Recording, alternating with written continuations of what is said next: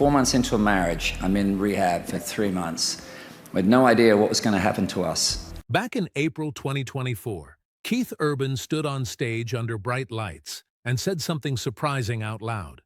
At 58 years old, he called Nicole Kidman the love of his life, the one who saved him from an addiction that could have killed him. But less than 18 months after that, their marriage ended. No big scandal stories, no loud public fight, just quiet. So what really went on between that sweet confession and the end? And why are we only hearing the real story now? The 4-month blow-up.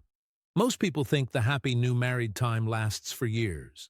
For Keith Urban and Nicole Kidman, it lasted exactly 120 days. Just 4 months after their dream wedding in Sydney in 2006, the marriage didn't shake a little. It exploded.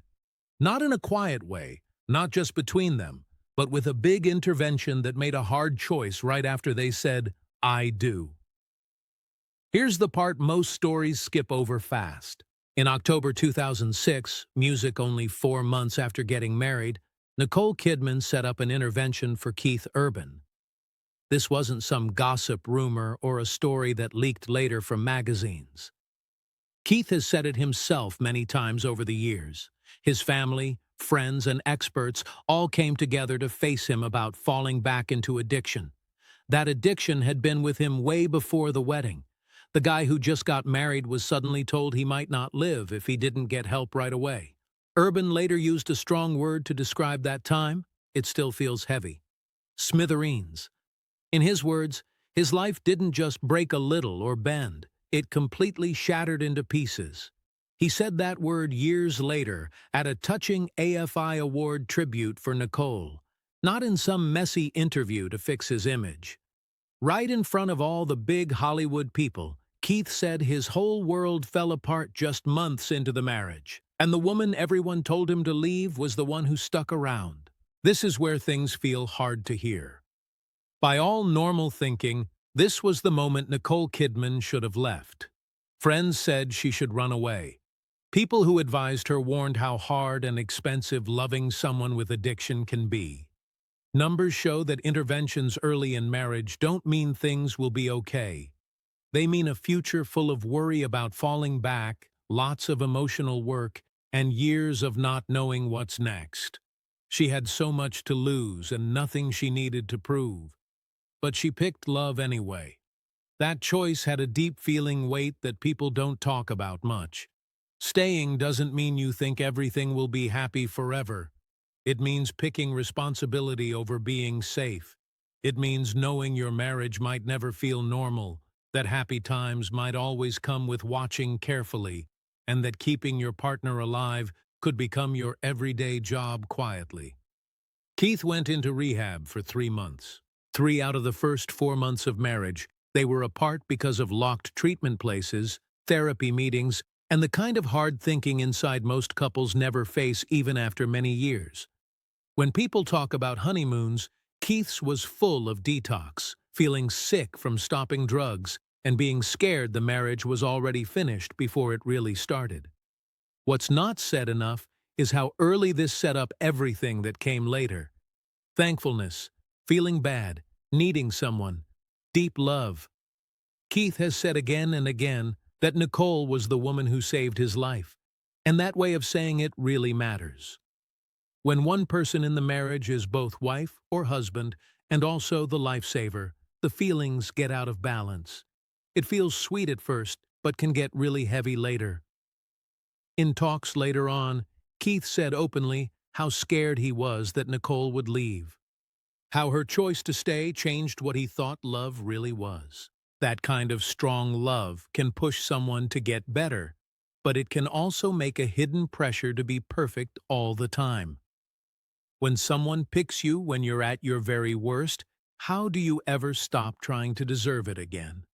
This wasn't a marriage that slowly got deeper over time. It got thrown into the hardest part right away. People saw them on red carpets and at award shows. But behind all that, their relationship started during a big crisis, not peaceful days. And that's the question that stays under all the romantic stuff. If a marriage starts with an intervention instead of a honeymoon, Does it make super strong loyalty or a debt that can never really be paid back? Because if those first 4 months decided everything after, then what happens when thankfulness slowly turns into space between them and just surviving isn't enough to keep them close anymore? The ghost of Laura Sigler. Before Nicole, there was another woman who saw the real Keith that the world didn't get to see. Way before red carpets, stories of getting better after rehab, and careful interviews, Keith Urban was with Laura Sigler for 8 important years. And that time explains a lot more about his marriage to Nicole than most people know. Laura Sigler wasn't famous. She wasn't in the music business world. She met Keith back in the 1990s when he was still working hard, still not steady, and still trying to make it big.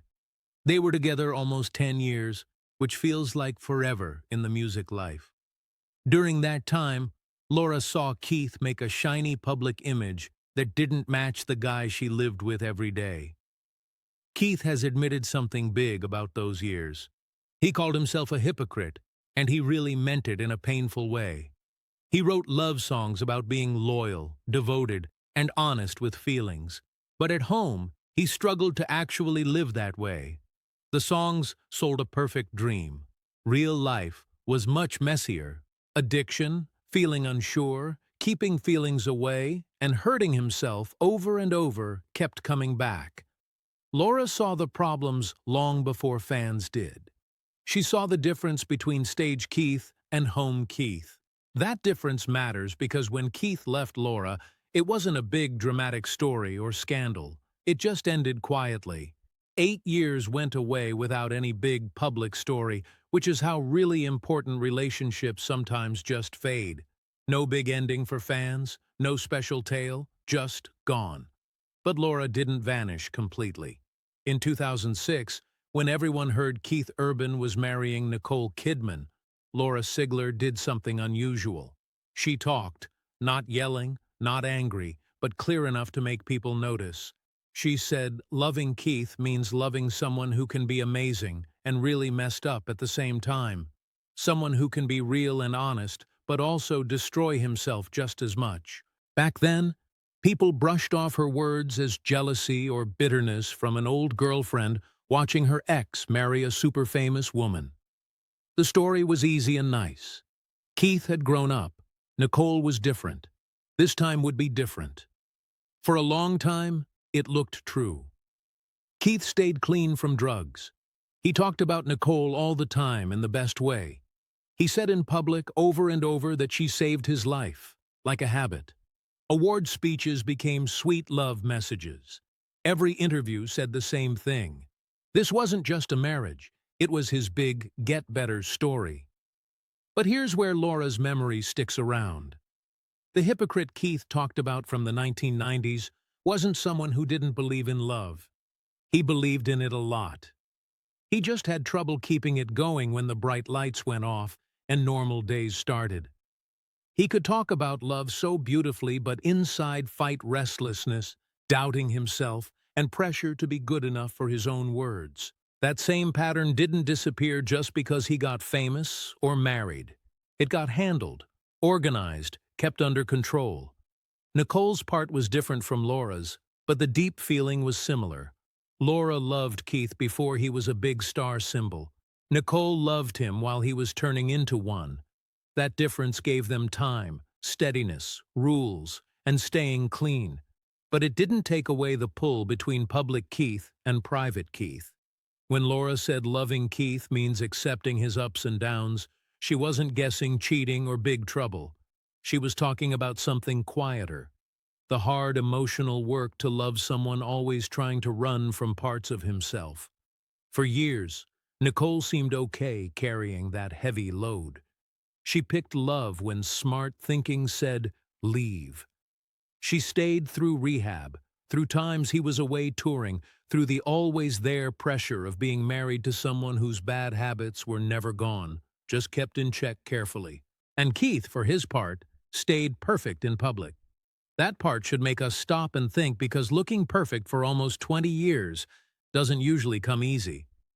It comes from hard work, self-control, holding things back, picking the right words even when feelings inside are mixed up. Laura Sigler didn't guess a divorce day.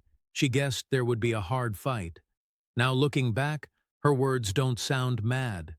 They sound like she saw clearly. The tough truth is, the guy who called himself a hypocrite maybe just got better at hiding the mixed-up parts, better at matching the songs in public, even if inside he was still dealing with the same fights. So the question isn't, did Keith Urban change? He changed a ton. The question is, can a change based on thankfulness and being scared to lose someone last forever, when just staying alive isn't the big goal anymore? And if Laura Sigler was right about the real Keith Urban, then how did he keep it all looking so perfect for 19 years? The Jenga marriage. In 2015, Keith Urban used a word that sounded funny but wasn't. He said his home life was like Jenga. One wrong pull, one block out at the wrong time, and the whole thing falls. Back then, people laughed and thought it was just a cute way to talk about busy lives and famous people's stress. But years later, that word feels less funny and more like a secret truth said quietly. Because Jenga isn't about being strong. It's about keeping balance when things can fall any second. By the middle of the 2010s, Keith and Nicole were called one of Hollywood's best marriages. Long, no drama, super steady, almost too much. But if you look closer at the rules they made to keep it steady, you see something different. A marriage that wasn't just going along easy. A marriage built carefully so it wouldn't fall apart. Take the double shower rule. Keith explained that when they were apart too long, like during tours or movie shooting, they would shower at the exact same time, even in different places, same hour, same way. The idea was to feel close even far away, like a symbol. On the outside, it sounds sweet, almost like poetry. Two people living the same moment even with miles between. But another way to see it, things like that usually come from worry, not calm. From wanting to feel less unsure, from needing control over feeling connected when life keeps separating you. And then the no texting rule. Keith said straight out they didn't text each other because texts can be read wrong. No tone, words get twisted. They liked phone calls better or nothing. Again, it was said like smart, grown-up talking, thoughtful, not too digital. But here's the hard part. Texting isn't bad by itself. It's scary when you're afraid of being understood wrong, when quiet feels heavy, when words have to be picked so carefully to not start worry or mix-ups. In strong trust relationships, texting is just for plans. In shaky feeling ones, every message feels important. This is where who has more power gets clear and hard to miss. From the start, Keith talked about Nicole as the one who saved him, the steady one, the safe place, the person who stayed when leaving made sense. That story put Nicole in charge of feelings, and Keith always thankful forever. Thankfulness is nice, but over time, it can make things uneven quietly. When one person is seen as why the other didn't fall apart, the relationship stops being only love. It turns into keeping things going, not letting down the person who stayed when you were bad, proving again and again their trust was right. Keith talked a lot about protecting the marriage, being careful on purpose, not taking it easy, all good things. But protecting can turn into pressure, and being careful can turn into watching yourself all the time. Every rule by itself makes sense. Less texting, more talking on phone, special connection habits, matching schedules, being totally open. All together, they show a marriage that needed constant fixing and checking. That's where the Jenga idea stops being cute. In Jenga, the tower stays up only if nobody moves fast or wrong. You don't push it, you don't shake. You take pieces out slow and careful, hoping nothing moves too much. That's not how most long marriages stay together. They stay with bending a little, some mess sometimes, letting hard feelings without thinking it'll all fall. But Keith's words make it sound like falling was always possible. And here's what people often miss. Rules show up when things aren't easy. They show up when something needs controlling, when old stuff needs holding back, when trust is there but not simple. Nicole worked a lot far away. Keith toured all the time. Being apart couldn't be helped. Temptation, feeling alone, old bad habits were real dangers, not just ideas. In that situation, rules weren't for romance. They were to lower risks. And that's not bad or wrong, it's just human. But it changes how we see marriage. Not a fairy tale, more like a long plan to keep things from breaking, and it worked for a while. For many years, staying clean lasted. No public messes. The family looked good from outside. It worked. But what does that kind of careful setup cost inside? When love turns into something you always watch and fix instead of sometimes just relaxing into, tiredness sneaks in slow. Especially when one person is always careful not to pull the wrong piece. Keith once said marriage takes constant work. That's right. But there's different kinds of work. One that makes things stronger, and one that just stops it from falling. The no texting rule feels less sweet when you think it might be there to stop mistakes instead of make love deeper. The double shower thing feels less pretty when you think it might calm worry about being apart instead of celebrate being close. And the Jenga idea stops being fun when you see it means fear. Fear that one wrong move ruins all the hard work to keep it standing. Here's a tough thought. What if the reason it lasted 19 years isn't because it was easy, but because they both got really good at not shaking the tower? Nicole carried being the strong, steady one. Keith carried being the one who got saved. Neither job leaves much space to change when life moves past fixing a crisis. Staying clean made Keith steady. Fame made the family steady. Time made rough parts smoother, but the base was still from an emergency. And things built for emergencies aren't supposed to last forever. So when people ask how such a solid-looking marriage ended suddenly, a better question is, what happens when a relationship built on super careful balance gets to a point where one person is too tired to keep taking pieces out gently? Because if the marriage was always like Jenga, the end wasn't a shock fall. It was when someone decided to stop playing. And that brings another part of the story. If it held for 19 years, why did it fall now? The 3:30 a.m. wake-up moment? Success costs something. And in late 2025, Keith Urban decided he was ready to pay that cost.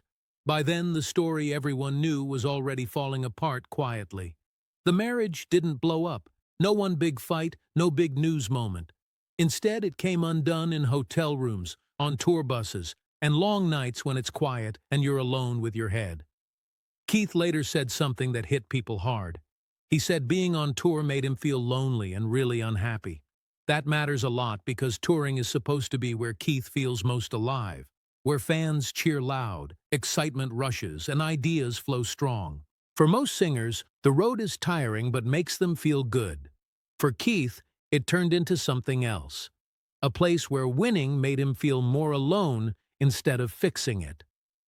The 2025 World Tour was huge. Sold out big places, tight plans, always moving. From outside, it looked like success.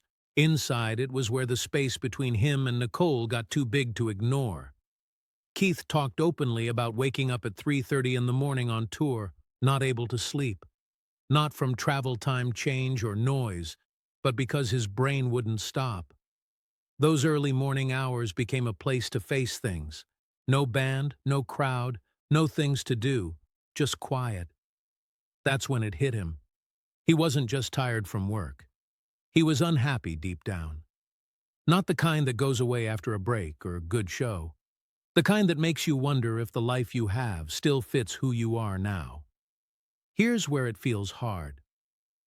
While Keith was touring chasing new energy, Nicole was struggling, not in public or big ways, but inside her feelings. Years of being the center, years of changing plans, years of being the steady one. People close to it said she was worn out. The strength that used to hold everything together was starting to break, and Keith could feel it. That's the sad twist in long relationships built on getting through crisis. When one person finally gets steady and wants to grow more, the other often ends up carrying all the tiredness from holding it together so long. Keith said being away made him miserable, but coming home didn't fix it. That's the part most miss. His lonely feeling wasn't just about miles apart. It stayed with him, so the problem wasn't place. It was inside him not matching anymore. If Nicole meant safe, steady, and surviving, the road meant freedom, moving forward, starting fresh. Those two things lived together for almost 20 years. But by 2025, they pulled opposite ways. Keith wasn't fighting to stay clean anymore. That fight was won. He wasn't proving he could be trusted anymore. He did that too. The question at 3:30 a.m. wasn't, "Can I survive?" It was, "Can I want something more?" That's a scary question in a marriage built on thankfulness. How do you tell the person who saved your life that this life doesn't fit anymore?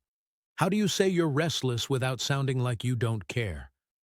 How do you go after a new you without breaking the base that let you get here? Keith's unhappy feeling wasn't about not liking Nicole.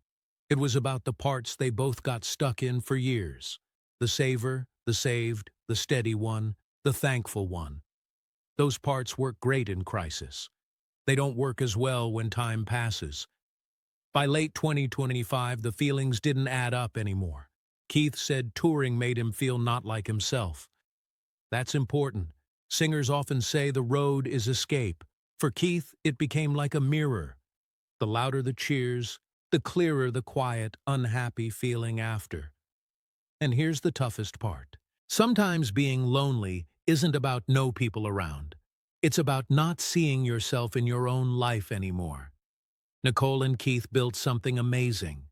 A family, steadiness, a story everyone saw as lasting. But lasting isn't the same as feeling full and happy. And when the crisis that brought you together goes away, you face the parts of yourself you put off. The 3:30 a.m. moment wasn't big and loud. It wasn't told to everyone right then. It was a slow, private knowing that the Keith who needed saving wasn't the Keith on stage every night anymore. That knowing doesn't make anyone bad, but it makes you choose. Nicole was tired emotionally by all accounts. Keith was restless in his work. The marriage became where those two truths hit each other, and no rules, special habits, or careful moves could stop that forever. This is where people get the breakup wrong. They look for cheating, big drama. One moment it broke. What they miss is all the little things adding up. Years of quiet changes, years of giving in without saying, years of keeping the old relationship while growing past it. Keith saying he felt lonely and miserable wasn't whining. It was him admitting success finally gave him room to hear what he ignored. And that takes us to the hardest question. If Nicole really was the love of his life, why did their life together start feeling like the loneliest spot he knew? Because the answer isn't in drama. It's in what happens when just surviving turns into standing still, and thankfulness quietly turns into feeling trapped. And that's where the story ends. The last big admission at 58. On January 6, 2026, the legal tie was finally broken. No big court fight, no leaked video of yelling, no public blaming, just papers, cold and final. But inside those papers was the quiet, sad truth of who they became after 19 years as Hollywood's perfect couple. The divorce paper showed one detail most news skipped, but it's the clearest sign. Custody of their teenage girls wasn't half and half. It wasn't normal back-and-forth weeks or shared holidays like friendly splits. The numbers were shocking. Keith Urban would get just 59 days a year with his kids. Nicole Kidman would have them 306 days. That isn't just a number. It's a picture of a broken family. It's proof of a dad who became a visitor in his own home. 59 days. That's hardly one day a week. In a 19-year marriage, that's not sharing life anymore. It's a visiting plan. It's the law saying the home became main place for one and like a hotel for the other. It shows Keith's life still turned around touring dates, practices, and always moving on the road, while Nicole's life turned around staying put and being there. This split tells the real story those perfect photos never showed. Custody like this doesn't just happen. It comes from hard talks, where one parent has to say on record they can't be there. It's like putting a closed sign on the family door legally. The court didn't care about Keith's awards or being a big country star. It looked at his life way, and that life at 58 didn't fit with family anymore, even though he said for 20 years family was most important. This is where Keith's last big admission really shows. He never said he stopped loving Nicole. Actually, he said the opposite. Even while papers were made for the 306-day split, Keith kept talking about her with respect. He called her the love of his life. Not old love, not someone who saved him before, but the one love. Period. But here's the secret truth. Love by itself is bad at building a whole life. The divorce rules showed Keith came to a hard choice and picked it even though it hurt. He picked moving over staying still. He picked loud crowds over quiet mornings at home. He picked the hymn that only comes out under lights. The sad part is, Nicole could save him from addiction in 2006 because addiction was an outside bad thing, a monster they fought as team. There was clear problem and clear fix. Get clean. But fame isn't like that. It doesn't break you in ugly, obvious ways. It gives rewards while slowly emptying you inside. It's a slow pull that trades hard, quiet closeness with a partner for easy, loud cheers from thousands of strangers in a dark place. It gives purpose that year by year takes you away from anything that needs you to just be still. By 2025, Keith wasn't picking between Nicole and Mess.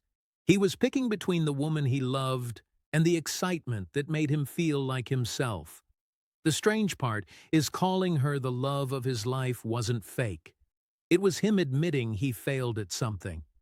His way of saying love, even huge love, wasn't strong enough to beat the rush of touring. That's the real admission at 58.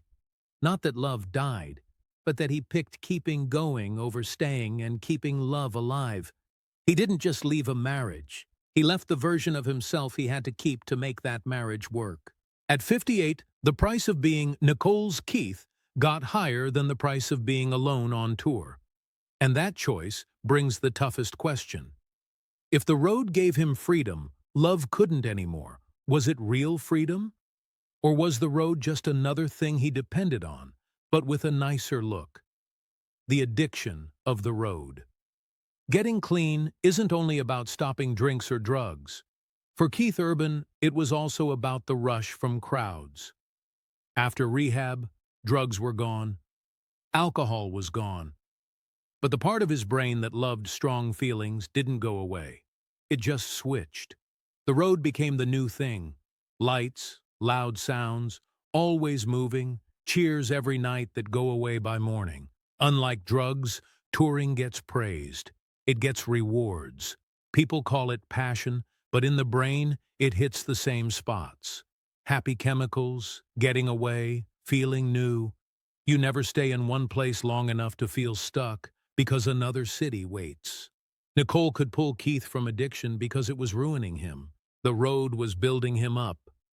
That made it hard to touch. And that's the mean twist. The thing that kept him clean might be the thing that made staying together impossible.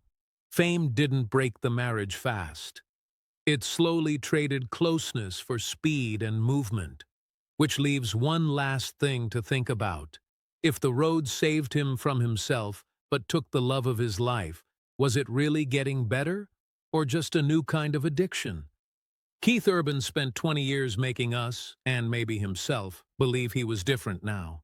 At 58, he's free at last, but he lost the woman he called his savior. Was the love of his life just another song he couldn't finish? Let me know in the comments.